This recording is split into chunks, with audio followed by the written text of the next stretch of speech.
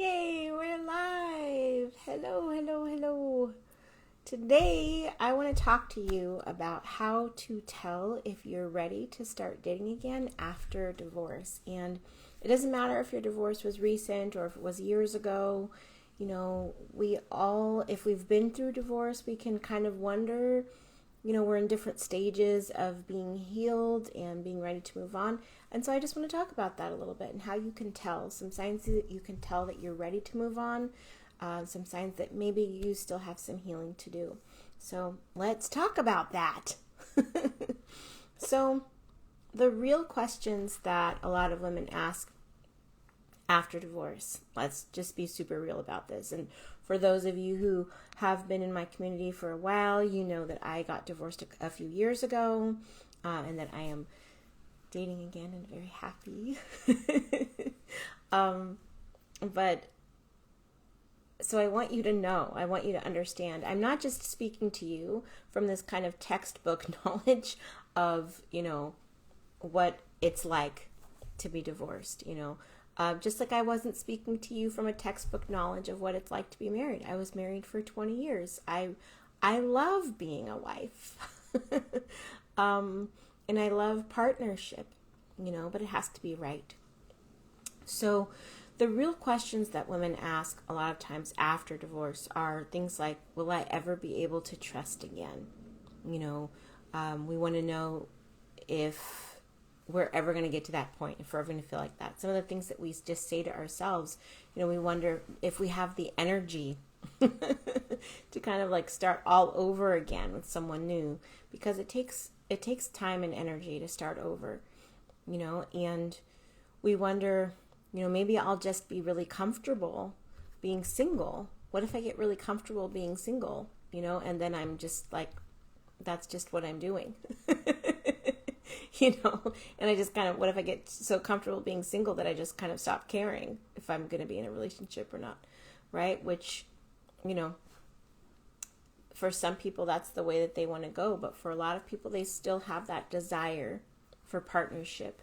And when they try to deny it, they can feel it. They can feel it there calling to be acknowledged. They can feel that part of their spirit calling out to their person out there in the world somewhere, in the hopes that that person is out there somewhere for them. So other things that we sometimes think about, a lot of times in marriage, as much as I say that I loved being a wife, that's not to minimize all of the invisible labor that goes into being a wife. Not just being a partner, but specifically being a wife. There is a lot of invisible labor that's part of that, especially being a wife and a mother. So, and a lot of times that's never really discussed or acknowledged, that's what's there. So sometimes when we go through a divorce, we can think like, why would I want to sign up for all that again? Why would I want to go through all of that again? And these are really normal fears to have. So I want you to just understand that the fact that you have these fears, the fact that you're thinking these thoughts, it doesn't mean anything is wrong. It just means that, you have carried a lot.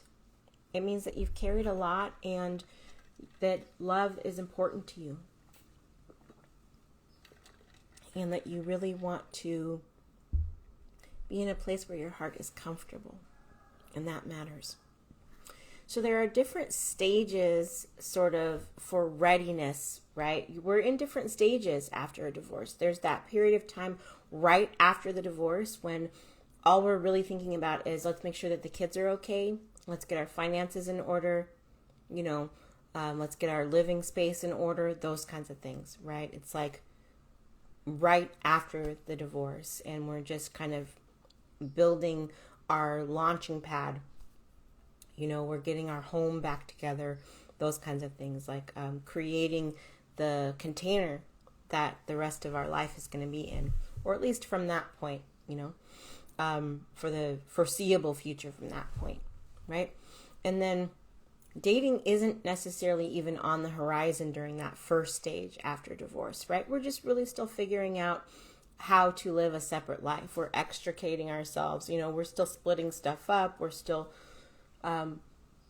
we might be in the throes of some really deep healing, depending on what's been going on and what the divorce was about. And we might not even be thinking about dating. We're probably not thinking about dating at that point, right? We're just really thinking about making sure we're okay. If there are kids involved, making sure our kids are okay, and establishing a new living situation for ourselves. So that's that first stage. The second stage, you're a little further out and life feels a little bit more stable and you feel a little bit more comfortable. And the heavier feelings that you might have been feeling initially start to actually soften, and you feel this kind of new sense of freedom and this kind of comfort in your own independence. And you start to feel like, well, wait, what if I get so comfortable being independent that I don't really care if I date again? And initially, that idea is not that scary because you're like, you know what? I don't really know how I feel about marriage, at that point, right? A lot of us have felt like that when you've come out of a marriage, you've gone through divorce. You might feel like, I don't know if I really even want to get married again, right? I just want to, take excellent care of myself and take excellent care of my kids and have a beautiful place to live that I really love and have great friendships and take good care of myself, and be healthy and happy and spend time with people that I love and not really maybe worry about dating or maybe worry about romance, right? So the first stage, we're just like trying to rebuild, managing the pain and the hurt that we're feeling, making sure our kids are okay, getting our finances in order. In that second stage, we're starting to feel a little bit more comfortable with our independence. We're starting to feel like, okay, I can do this. It's like you feel like you have your legs back under you. Is kind of the feeling. And then the next phase is when you start to feel like, okay, well, I've built this really good rhythm of my own. And so did I wait too long? Like, am I so good here at this place that maybe I don't need to be in a relationship? We might think about that. So these are just really natural phases of that process after divorce. And it's not really about, it's not about it being the perfect set of circumstances or the perfect time. It's really just about acknowledging where you are in that phase. Are you still feeling a lot of the pain of the divorce? Are you still really trying to get your feet back under you? Those kinds of things. So here are some signs that maybe you're not ready to date again yet. And that's okay. If you're not ready to date right now, that's totally okay. And, just acknowledge where you are and give yourself some time to heal. Because people will still be out there. Your person will still be out there after you've done your healing. It's okay. Just really baby yourself. Be gentle with yourself. And just take care of yourself. It's all right. So if you're feeling like the thought of dating just makes you feel drained before you even begin, and not just the thought of dating online, because everybody hates dating online. Most people hate dating online. But just the thought of dating at all, the thought of like going through all of it again, that kind of feeling is just like, oh, I have to go through it all again. If that's how it feels, then you might not be ready to date again yet. It might be a good time to just take a little bit of time off. If it feels like it would be impossible to trust someone new, and every kind of scenario that you even imagine is really like it ends in disappointment. You can't really imagine a scenario that would go well. You can't envision a scenario that would go well. This happens with a lot of my clients when they first come to me. They're in that place of like, I can't even envision it going well. If you are revisiting the past a lot still, right? So if you are still angry with your ex, if you are still really intensely grieving, where you're crying every day and still really broken up about it on a daily basis. If you feel a large, a big sense of shame, right? If you feel like you're a failure, for not being able to make your marriage work or something like that. It's not true at all, but sometimes that's how we feel. We feel like people were disappointed in us, or that we're disappointed in ourselves in some way, that we didn't meet the standard that we had set for ourselves in some way, right? So we can have a sense of shame around that. We can have a sense of confusion still, where we're feeling like, well, I still don't understand why it all fell apart, kind of a feeling. Or I still don't understand why he did what he did, that kind of a feeling. When we're doing that, when we're really just wondering, well, maybe I just would be better off alone, or maybe every single relationship that I could ever be in requires this, like, relinquishing my freedom and putting in tons of invisible labor, right? If that's how we're feeling and that's where we are, then we're still healing. And we're not going to feel like that always, and we might need a little help to get out of that energy. But it's okay to just acknowledge that that's how you feel and that that's where you are right now. Some people, there are some very sort of flippant, expressions that people use to try to encourage each other to move on. And they'll say things like, I remember I just saw something the other day where somebody said, the best way to get over one man is to get under another one. And I was like, oh, that's really funny. But that just re-traumatizes you if you're not ready, to move on, to move into dating. If you're trying to move on before you're ready to, you're just going to re-traumatize yourself and feel like you should just stay alone, So that can be an issue. So here are some signs that you are ready to date again. If you are ready to date again, then it feels a little lighter. The idea of dating actually feels a little lighter, and you can imagine being with someone new. You start to think like, when I'm dating again, I'd love to do X, Y, Z. And you start to feel a little bit curious about, I wonder what it will be like when I'm dating again. You have thoughts like that. And you may still feel a little bit cautious because, some of the things that we learn or some of the things that we heal have to be healed in the new relationship. So the only way to know, to teach your spirit, to teach your heart that you can be happy again in love is when you're happy again in love. Right? So you can do all of the things that open the door for that and make you a match to that and make it easy for it to come in. But there will be a part of you that heals more fully when you're actually able to see that you are loved again.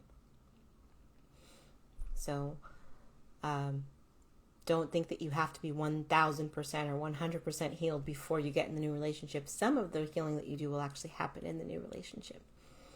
Other signs that you're ready to date again, you don't feel the need to rehash the past, relitigate the past anymore. Sometimes when you're in the throes of a breakup or you're processing a breakup, you go over and over and over every detail of what happened, and you want to talk to people about every detail of what happened. And you might want to talk about every detail of how you were wronged, right? And when you've moved on, when you've healed, then you may think of it occasionally, but you don't need to talk about it daily, right? It's like you realize those things are true, but it's kind of like the way that I think of it, the way that I describe it, is that when you're still in the throes of everything, you feel like you're in court and you're submitting evidence constantly of the fact that you were right and they were wrong, right? When you've kind of moved past it, it's like having a judge tell you, yes, you were right. You were right. The case has been decided in your favor,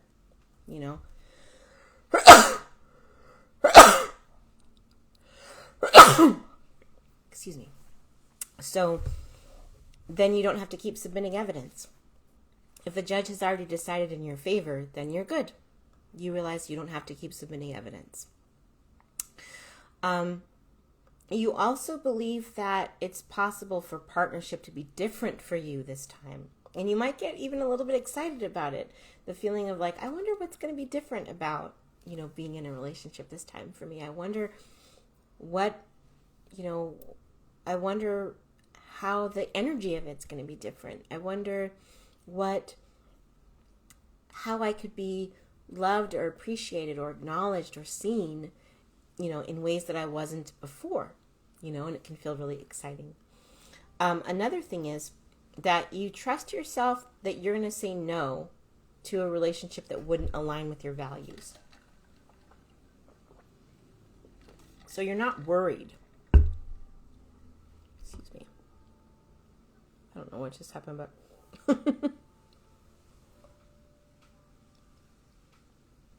weird. Anyway, so yeah, you trust that you're going to say no to a relationship that wouldn't align with your values. You're not like worried that you're going to somehow end up in something awful. You know, you're not worried about that. So when you are feeling like you're not ready to date again, usually it's because there's a wound. You know, one of these 5 wounds is under it. If you're angry, if you still have an anger breakup wound, then you'll feel a lot of suspicion and you expect men to behave in really underhanded ways. So behind your fear of dating is this idea that like, I can't date because men are not trustworthy and they're going to hurt me. That can be a fear, but it can be anger that is from when you were hurt before that needs to still be addressed, right? Or you could have a confusion wound, and a confusion wound is the wound that makes you keep rehashing everything over and over again, trying to make sense of it over and over again, feeling like you still need closure, feeling like if you just could understand why he did what he did, then you could move on. That's a confusion wound. You could also have a shame wound. The shame wound is that wound that says, you know, my marriage failed and it's my fault and, you know, and I'm embarrassed about it. That's a shame wound that you can have after divorce. Again, it's not real. You know, relationships don't always work out. That's okay. You are still worthy of love regardless. You are always worthy of love. You wonderful you. So it's not about, you know, that your shame isn't real in the sense of, you know, deserved. And grief can be another wound that you have. And grief can sometimes just be like you miss living life with a companion. You know, you could be grieving that you had things that you planned for the future together. You could be grieving your future together. You know, that you had been looking forward to, that you had counted on. You know, you might be grieving that. And then fear, your basic fear after divorce could be like, what if maybe I should just stay single because it's better to stay single than risk getting hurt again. You know, that's one of the biggest fears that comes up after divorce. So if any of those signs resonated for you, then it doesn't mean that you're not ready, and it doesn't mean that you won't be ready, right? It just might mean that you need to give yourself a little bit more time to heal. And my audio program is really, really good for that. You can check it out in my bio, the link in the bio. And I would love to hear from you if you would like to DM me and let me know where you are in terms of like if you're in that stage right after the divorce where you're just trying to figure everything out and get your feet back under you, or if you're in the next kind of stage where you're like starting to get comfortable with your independence and starting to just enjoy your new life, you know, facets of your new life. Or if you're now in the stage where you're like, you know what, I'm so comfortable with this and I've been doing this for so long, I'm not really even sure what that would be like, you know, to be dating again. I've been single for so long. You know, if you feel like that, then yeah, let me know that too. I would love to hear from you. I would love to hear from you in the DMs. And remember, you don't make love happen, you make love welcome. And you make it welcome by doing your healing so that you can just restore that natural magnetism that you already have. Take care. I'll see you next time.